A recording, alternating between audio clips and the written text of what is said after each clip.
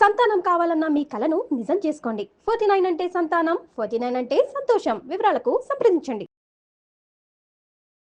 నమస్తే రమ్మగారు. నమస్తే జయ. చందమామ కథ ఏదైనా చెప్తారా? చెప్తాం. రాతిసింహం కథ. పూర్వం అట ఒక పల్లెటూరులో ఓ ఇద్దరు అన్నదమ్ములు ఉండేవాళ్ళట. ఉంటే తండ్రి కొంతకాలం ఉండి గతించాడు. ఆయన ఏం చెప్పాడు, అన్నదమ్ములు ఇద్దరిని పంచుకుని తినండి అని చెప్పాడట. అన్నయ్యకి పెళ్ళి అయిపోయింది, అన్న వదిన ఉన్నారు. ఏ పంచుకోవడం అంటే ఏం పంచుకుంటాం, పనులు పంచుకుంటారు. ఏ అన్నదమ్ములు డబ్బులు పంచుకునే వాళ్ళు కనపడేవాళ్ళు కాదు. ఈ పల్లెటూళ్ళలో దుర్మార్గులుగానే ఉండేవాళ్ళు ఎక్కువ. ఎందుకనో కథల్లోనే అలా కనపడుతుంది. అయితే ఏమైంది, ఈ కొన్ని రోజులు గడిచాక ఆ వదిన రోజు అనేది ఏంటి పనంతా పెద్ద పనులన్నీ మీరు చేస్తున్నారు, వాడి పిల్ల పనులు చేస్తున్నాడు, వీడిని ఎందుకు పోషించాలి మనం అంటుండేది. అనగా అనగా అనగా అనగా తమ్ముడిని అన్నయ్య అన్నాడు, ఒరే నాయన, ఇక నేనే నిన్ను పోషించడం ఎట్లా, నీ పొట్ట నువ్వు పోసుకో, నీ దారి నువ్వు వెళ్ళు, ఏదైనా పని చేసుకో, నా మీద ఆధారపడి ఉండద్దు. ఈ పొలం పుట్ర ఇల్లు వాకిలి ఏవో కొద్దిగా ఉన్నాయి, ఉన్నవి నేను చూసుకుంటా, నీ దారి నువ్వు వెళ్ళమన్నాడు. కుర్రాడికి ఏం చేయాలో తెలియలే. అన్నయ్య వెళ్ళిపోమంటున్నాడు. సరే, అక్కడ పెద్దగా వాళ్ళకు ఉన్నది ఏం లేదు, ఆ ఉన్నది చెరసగం.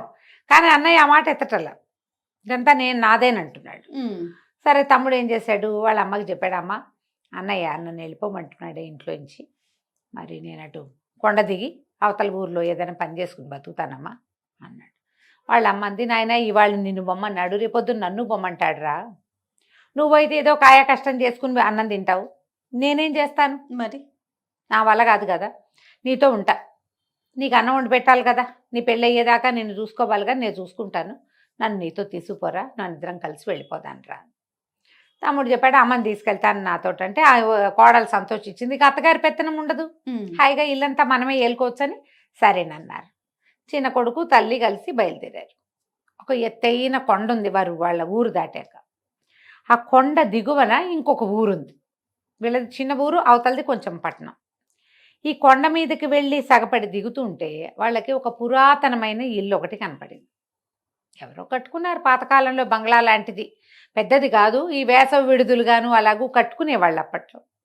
ఆ జమీందారులో ఎవరో వాళ్ళు రావడం మానేసినట్టున్నారు. బాగా ఒక 5-6 గదులు ఉన్నాయి, కొన్ని నివాస యోగ్యంగానే ఉన్నాయి, మిగిలినవి కూడా ఓపిక మీద కాస్త రిపేర్ చేసుకుంటే ఆ ఇల్లు బాగానే ఉంటుంది. కొంతకాలంగా ఎవ్వరూ వచ్చిన దాఖలా లేవు, ఏళ్లుగా. తల్లి కొడుకు ఏమనుకున్నారు, సరే 2 పూటలు శుభ్రం చేసుకుని ఇక్కడ ఉందాము అని అనుకున్నారు. తల్లి మంచి పనిమంతురాలు, ఆవిడ చకచక ఇల్లు వాకిలి బాగు చేసింది. పిల్లాడు కూడా గట్టివాడే, బరువు పనులు చేసేవాడే. ఇల్లంతా సవరించుకున్నారు. చూస్తే లోపల ఏదో కుండా చట్టి కూడా ఉన్నాయి, మంచాలు ఉన్నాయి, పాత పడిపోయినాయి, కానీ పడుకోవడానికి వండుకోవడానికి ఏమి ఇబ్బంది లేదు. పొయ్యికి ఏముంది, కొండ మీద 4 చితుకులు పెట్టి 2 రాళ్ళు పెట్టుకుంటే మంట పొయ్యి, గిన్నెలు అయితే ఉన్నాయి. సరే, కుర్రాడు ఏమన్నాడమ్మా, అటు కొండ మీదకి వెళ్ళి ఏమైనా కొంచెం చెట్లు కొట్టుకుని ఊళ్ళోకి తీసుకెళ్ళి కట్టెలు అమ్ముకొస్తానమ్మా అన్నాడు. తల్లి ఏం చేసింది, వచ్చేటప్పుడే తమ సామాన్లతో పాటు ఇన్ని బియ్యం, పప్పు, కూర అన్నీ పట్టుకొచ్చింది. పప్పు ఉప్పు తెచ్చింది. అన్నం పప్పు వండుకుని తిన్నారు. ఆ పుట్టు పడుకున్నారు. మర్నాడు పొద్దున ఏం చేశాడు కుర్రాడు, కొన్ని చెట్ల కొమ్మలు అవి ఎండు కొమ్మలు అవి కొట్టుకుని 2 మూటలు కట్టుకుని కొండ మీద నుంచి దిగి ఆ ఊళ్ళోకి వెళ్తున్నాడు. ఊళ్ళోకి వెళ్తుంటే వాడికి ఆ కొండ కొస మీద ఒక రాతి సింహపు బొమ్మ కనపడింది. ఓ, ఏమిట్రా అని బాగా చూస్తే అది సింహం ఎట్లా ఉందంటే, చక్కటి సింహపు ముఖం, ఎవరో చెక్కారు. ఒకవేళ ఈ కొండ దేవుడు కాబోలు, ఈ కొండ దేవుడు అవటం వల్లే, కరుణ వల్లే దొరికినాయి ఇన్ని అమ్ముకోవటానికి అని అనుకుని, సరేనని అక్కడ దండం పెట్టుకుని ఇక చెట్ల కొమ్మలు 2 మోపులు కట్టాడుగా, 2 మోపులు ఊళ్ళోకి దిగి వెళ్ళి అమ్ముకున్నాడు. సాయంత్రానికి డబ్బులు వచ్చినాయి. డబ్బులు పుచ్చుకుని వస్తూ ఏం చేశాడు, నూనె, ఒత్తులు, ఒక పాత ప్రమిదలు కూడా కొనుక్కొచ్చుకున్నాడు. ఈ ఇళ్ళల్లా వెతికితే ప్రమిదలు కూడా దొరికినాయి, సామాన్లు ఉన్నాయి కదా, ఎవరిదో పెద్దవాళ్ళ ఇల్లే అది. వీడేం చేశాడు, మర్నాడు ఈ కొండ మీదకి వెళ్ళేటప్పుడు చెట్ల కొమ్మలు కొట్టుకోవడానికి మళ్ళీ వెళ్తున్నాడు. కావాలిగా, రోజువారీ డబ్బు అవసరం కదా. ఈ రాతి సింహం దగ్గర ఆగి దండం పెట్టుకుని తెచ్చుకున్న నూనె ఆ కుందిలో పోసి ఆ 2 ఒత్తులు వెలిగించి దండం పెట్టాడు.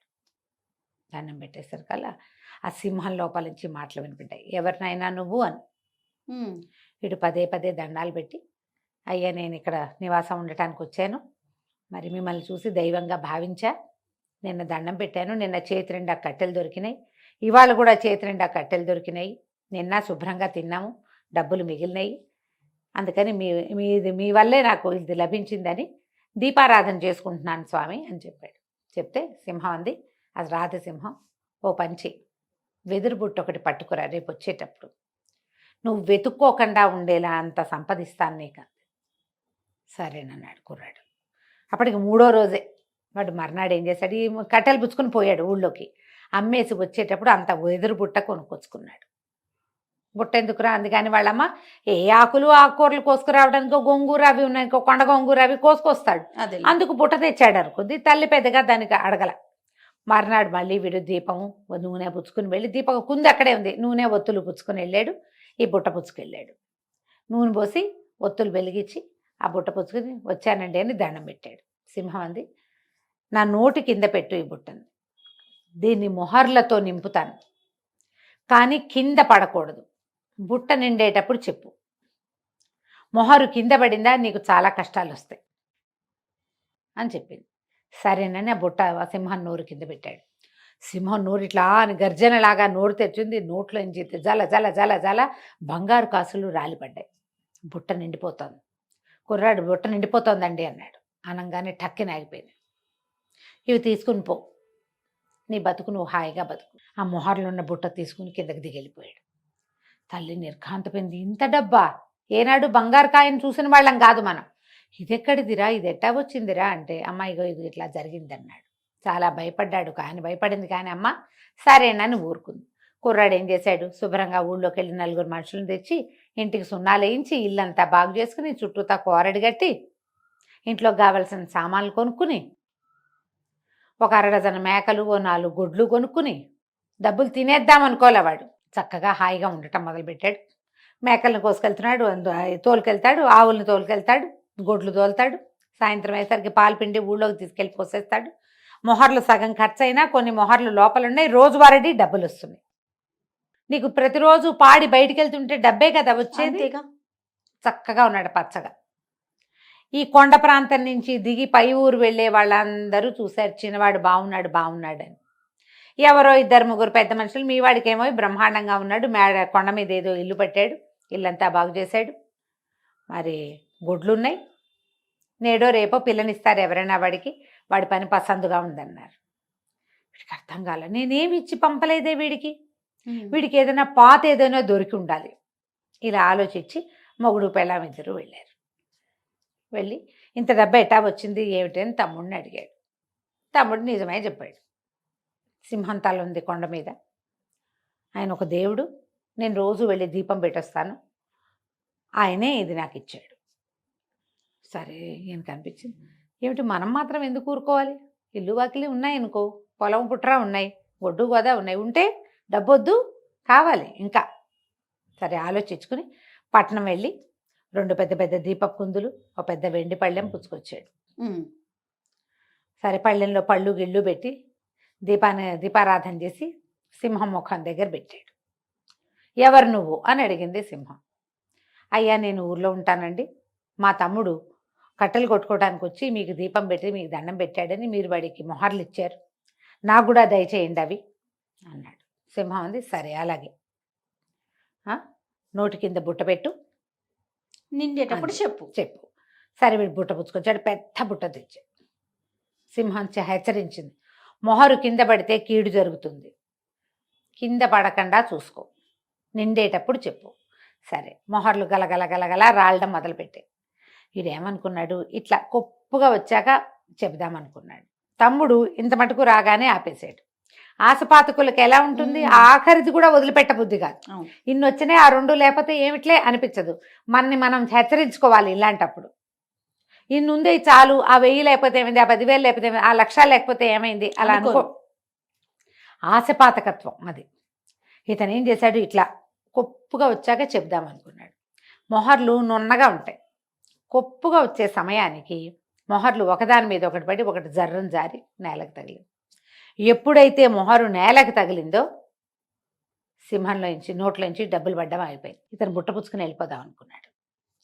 సింహం అంది, నాయనా గొంతులో ఏదో అడ్డం పడింది, తీయవా ఒకసారి అంది. నోరు తెరిచింది కదా, ఇతను ఏం చేశాడు, కుడి చేయి ఇట్లా నోట్లో పెట్టాడు. ఆ సింహం నోట్లో పెట్టంగానే సింహం నోరు మూసేసింది, ఇక్కడ దాకా చేయి పట్టేసింది. చూస్తూ ఉండగానే బుట్ట నిండా ఉన్నాయా మొహర్లు, నేలకు తగిలిన మొహరేమో మట్టి పెళ్ళైపోయింది, మట్టిపేళ్లలాగా అయిపోయింది. చూస్తూ ఉండగానే బుట్టలో ఉన్నవన్నీ మట్టిపేళ్లలు అయిపోయింది. తను లబోదిబో ఏం చేసినా ఆ సింహం నోరు తెరవలా, ఇంకా నోరు మూసుకునే ఉంది. సాయంత్రం అయింది, ఇతను దిగిరాల. ఆ భార్యకి అర్థం కాల. దీపం పెట్టి డబ్బులు పుచ్చుకొస్తానన్నవాడు రాడేమిటి? పైకి ఎక్కింది. ఎక్కి చూస్తే ఏముంది, సింహం నోట్లో చేయి చిక్కుకుపోయి అక్కడే ఉన్నాడు. లబోదిబో ఏం చేస్తుంది? సరే మళ్ళీ దిగెళ్ళి మొగుడికి అన్నం పట్టుకొచ్చి పెట్టింది. అతను ఆ సింహం నోట్లోనే చేయి పెట్టుకుని అక్కడే ఉండిపోయాడు. అయ్యో. ఆ అమ్మాయి రోజు వచ్చి అన్నం పెట్టేది. పొలం పని చేయటం లేదు, ఈ కొండ ఇంత దగ్గరుందా, రోజు పడుతుంది, పూట పట్టేస్తుంది, ఎక్కాలి దిగాలి. తను రాకపోతే మొగుడికి తిండి లేదు. ఎవరికి చెప్తారు ఈ సంగతి? అంతే. ఇక రోజు ఎక్కేది. చూస్తూ ఉండగానే ఓ రోజు ఆవులను కట్టేసి వచ్చింది. ఆవులు విడిపించుకుని ఎక్కడికో వెళ్ళిపోయింది.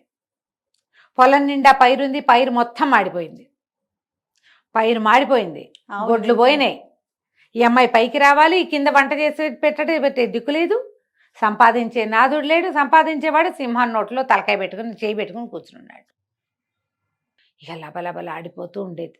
5 రోజులు 8 రోజులు గడిచాక భార్య ఏడ్చుకుంటూ వచ్చింది. ఏమండి, మన ఇంట్లో ఏమీ లేవు, కుండలు కూడా పగిలిపోయినాయి, ఆఖరికి మనం బికారి వాళ్ళం అయిపోయాం, అత్యాసపడి ఈ పని చేసావు నువ్వు అనేసరికి మన సొమ్మంతా పోయిందా అన్నాడు. అనగానే సింహం పక్క పక్క పక్క పక్క నవ్విందట నోరు తెచ్చి. ఆశపాతకులకి ఏమవుతుంది? మొదటికి మోసం వస్తుంది. అంతే కదా. అత్యాస పడితే ఇలాగే జరుగుతుంది. ఉన్నది చాలు, ఏముందో దాంతో సరిపెట్టుకుందాం, సంపాదించినా ఇంకా ఇంకా ఇంకా అనుకుంటే మొదటికే మోసం వస్తుంది. ఎప్పుడైతే ఈ సింహం నోరు తెరిచిందో బతుకు జీవుడా అని చెయ్యి కప్పుకొని లాగేసుకున్నాడు. చెయ్యి అంతా కొంచెం నజ్జు నజ్జుగా అయ్యింది, కానీ పర్వాలేదు, అమ్మయ్య ప్రాణాలు నిలబడ్డాయిరా దేవుడా అని ఆ రాతి సింహానికి దండం పెట్టి దిగి తమ్ముడింటికి నడుచుకుంటూ వెళ్ళారు. వెళితే చెయ్యంతా నలిగిపోయిందిగా. తల్లి చూసే లపలపలాడింది. ఏమిట్రా నాయన ఇట్లా అయిపోయిందంటే, బోరుమని ఏడిచి నా అత్యాస వల్లే నాకు ఇట్లా అయింది, వీడికి ఏమీ ఇవ్వకుండా పంపించినా వీడు సంపాదించుకున్నాడు బుద్ధిమంతుడయ్యి, నాకు బుద్ధి లేక నేను ఇది చేశాను అంటే అది కోడలు కూడా ఏడ్చింది. గిన్నెలు చట్లు కూడా పగిలిపోయినాయి, గుడ్లు వెళ్ళిపోయినాయి, పంటలు మాడిపోయినాయి, ఇంట్లో ఒక్క వస్తువు లేదు, ఎలుకలు తినేసాయి, బియ్యము ధాన్యము వీళ్ళ దగ్గర పప్పులు ఉప్పులు మొత్తం పోయినాయి అత్యాస వల్ల అనేసరికి తమ్ముడు అన్నాడు, 2 రోజులుండి చేయి మానేదాకా అని చెప్పి తన దగ్గర ఉంచుకుని అన్నయ్య కొంచెం స్వస్థత చెందాక తన గొడ్లలోంచి 4 గొడ్లు, తన మేకల్లోంచి 4 మేకలు, తన మొహర్లలోంచి 4 మొహర్లు చేతిలో పెట్టి నీ దారి నువ్వు ఏర్పరచుకో అన్నయ్య అని చెప్పి పంపించాడు. ఇతను వాడి తమ్ముడిచ్చిన 4 మొహర్లు పుచ్చుకుని ఆ గొడ్లని మేకల్ని తోలుకుని మొగుడు పెళ్ళం కొండ దిగి ఇంటికి వచ్చేసారు. నిదానంగా మళ్ళీ తమ జీవితాలు తాము స్వాధీనం చేసుకున్నారు. ఆశపాతకంగా ప్రవర్తించద్దు అని చెప్పటం కోసం ఈ కథను చెప్పుకోవచ్చు. చాలా చాలా బాగుంది. నమస్తే. నమస్తే జీ.